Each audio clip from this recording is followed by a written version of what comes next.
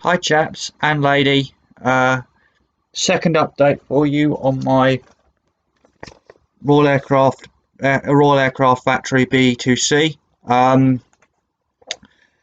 Obviously, before I go any further, obviously as in my last update, obviously huge thank you to Emily Houghton and Adam at Airfix and Hornby Hobbies respectively, because obviously they're the kind people that are responsible for arranging all this. Kind people responsible for sending me this kit for free. Although the Airfix sent this kit for free, the although Airfix sent me this kit for free, my opinions on the kit are strictly my own. And obviously I just thought, and speaking of that, and obviously I'll give a huge shout out to my godfather Alex, who got in touch with Airfix and with Adam and Emily Houghton and Adam, for arranging all this, in terms of me getting this kit for free. So without further ado, update. So since the last update, as you can see, I've got the fuselage together. With the forward set of wings, with the forward wing strut and the aft wing strut in place. Obviously, the fuselage together. Tail assembly in place, along with the rudder and the tail and the horizontal stabilizers. Don't know if you can see all that. Fit wise, fits absolutely. There was a bit of a step. Fit wise, there was a bit of a step running. There was a bit of a step between the fuselage floor, the bottom of the fuselage floor, and the bottom of the fuselage floor, and the fuselage shaft. But that was my fault. That was my fault, not the kit's. The kit, that was my fault of because I put it in slightly lower than it should be, sort of thing. I put it in slightly. I put it the What I did is I put the instrument panel in slightly off center. The instrument panel slightly off center, so the pilot's instrument panel slightly off center. So that's why that is like that. But I've managed to sand that flat so that it's more or less flush now with the fuselage halves. There was a bit of a step there that I've made. There was a bit of a step there as a result also, but I've managed to sand that back. Same with the rear spine of the fuselage and the rear fuselage.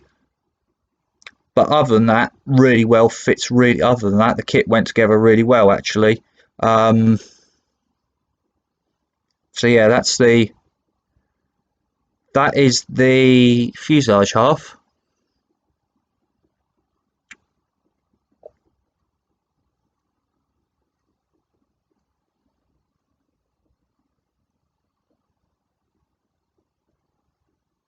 If that's got a good look.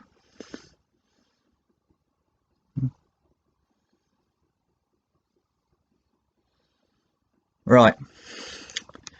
Next item of progress update. Top wing.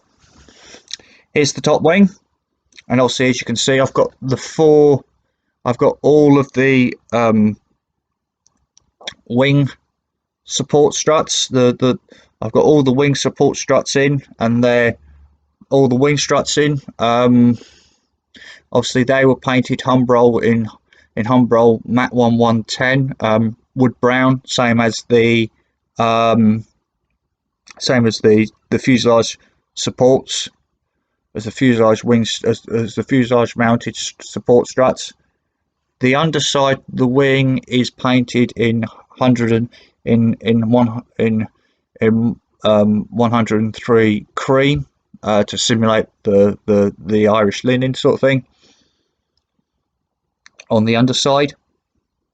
And then on the top, and then I've painted, to stop the paint bobbling up, I partially painted the top side of the wing.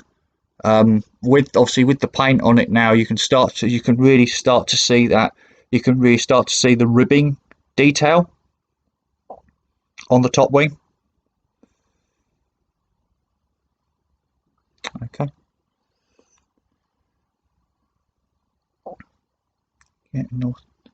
You getting that?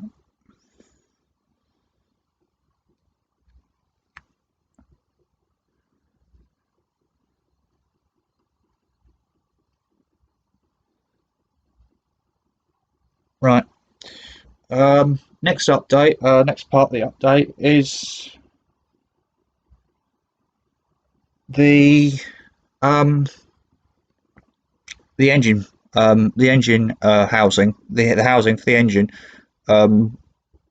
As you can see, that is the housing for the engine. As you can probably see, it's painted. Only the interior and the engine bulkhead and the actual where the actually mount and the engine mounts into is all painted in Humbrol 56 gunmetal, and that is pretty much all I did. Again, fit issues, no steps or gaps, fitted really well. Fitted really well, and yeah, it's a good little sub-assembly, to be honest. So yeah, that's the engine bay thing. That's the nose / engine bay. The nose of the aircraft assembled, which of course the engine goes in this this sub-assembly. And then of course the last bit, which is my which is the engine itself. Here's the engine itself. This is the Royal Aircraft Factory 1A Royal Aircraft Factory 1A engine. It's a V8. It's a V8 aero engine. So subsequently, it has 8 cylinders. Four in a bank in a 4 in a bank in a 4 inline cylinders in the shape of angled, so they're in a V. So yeah, that's the engine. As you can engine went together really well. The two cylinder blocks, the two cylinder block halves were in the two cylinder block halves were the cylinder blocks were each cylinder block were in 2 halves. So you had to glue them together to create the top of the crankcase, and then obviously the top, and then obviously they went onto the oil sump, which is down here, which is the lower part of the engine.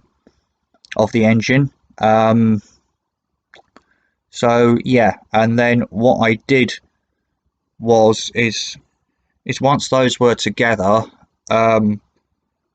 obviously I then and then I painted it as it was together, as it went together when it was all complete together. The oil sump and the oil sump and the oil sump / bottom part of the crankcase is painted in Humbrol 53 gun metal, as is the majority. I don't know if you're going to see it. The majority of the top of the crankcase,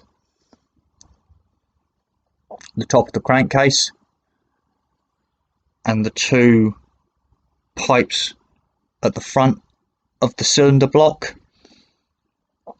and the 2 pipes at the front of each cylinder block were all painted in gunmetal, and obviously of course also the reduction cover, the reduction gearbox cover, the reduction gearbox. The reason why the reduction gearbox is on I decided to put the reduction gearbox on.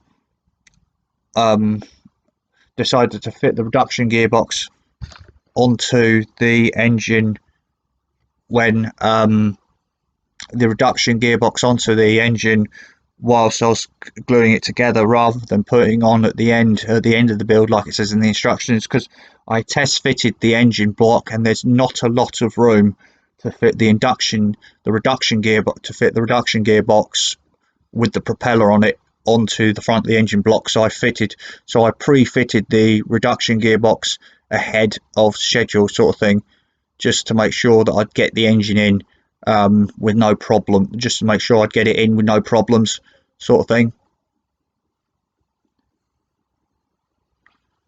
So that is my so that is my so yeah, that's my the be2c, and then the cylinder blocks themselves were just painted in Humbrol, were base coated in Humbrol, base coated in Humbrol 33 matte black, and then top coated in Humbrol 83 in Humbrol 85 satin black, in Humbrol 85 coal black, which is in Humbrol acrylic 85 coal black, which is a satin finish paint. So yeah, that is my BE. So that is, so yeah, that's the engine. So I'll give you a good look at that. And then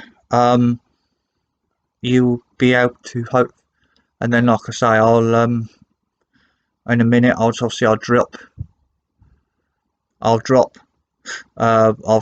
this, and obviously I'll go through what's next in terms of the build, and then got what's next due to be go on with the build, and obviously I'll cover the reasons for my absence since my last video.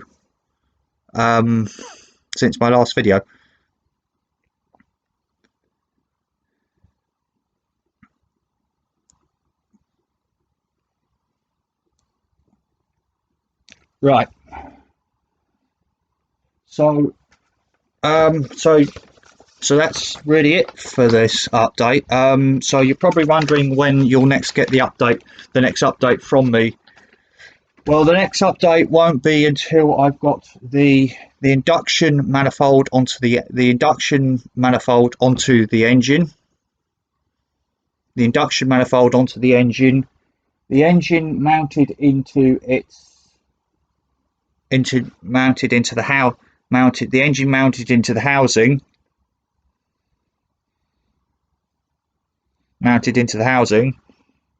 Into its housing here, which is this little piece here. The fuselage onto the bottom, onto the fuselage onto its bottom, the fuselage onto the bottom wing, onto its bottom wing, onto the bottom wing, and then it won't be until the bottom wing, and I've put the windscreens on, and then yeah, and then I probably won't do it till. So yeah, you probably won't get another update on me from this aircraft till those I just stated. Now, obviously, you're probably wondering why. Obviously I lost it. The last update you saw from me was on the 21st of July last year. The reason why there hasn't been any progress on there is because obviously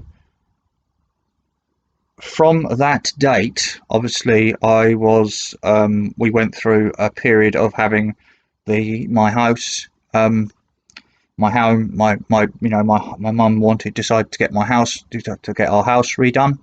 So that involved my room, my bedroom, my storage unit, which is outside my room, which was connected to my room, the kitchen, the hallway, the living room, and the bathroom, the upstairs bathroom done, and our living room, and the conservatory, which is actually my modelling room,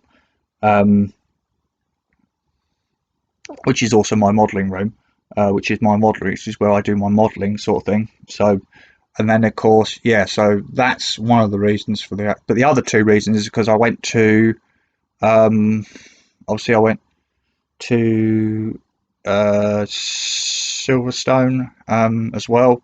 Silverstone for the British Grand Prix again.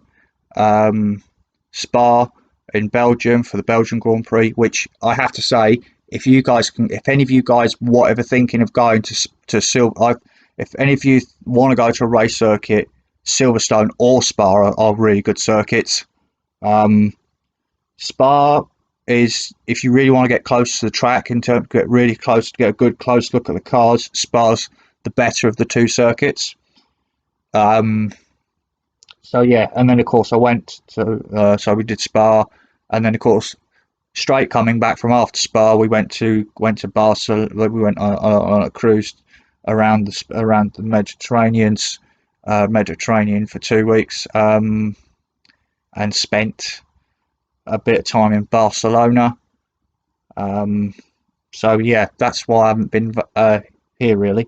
But before I do the video, end the video, I'm just gonna put out a feeler here, guys. See how you feel about this. I'm thinking of actually filming progress updates from the bench instead of in my room like I have done. So I mean, like I say, I know you got not George. You're going to say it's your channel, do what you want, sort of thing. Do what you do you want, do whatever you would like, do whatever you want, sort of thing. But I just want to, I just want to sort of put it out there to see how you guys would feel about me doing my progress updates from the bench, and obviously, how would you guys like to see my new bench, as it were, my all new bench? All right. So that's so yeah, that is my so there. That's the end of the be2c.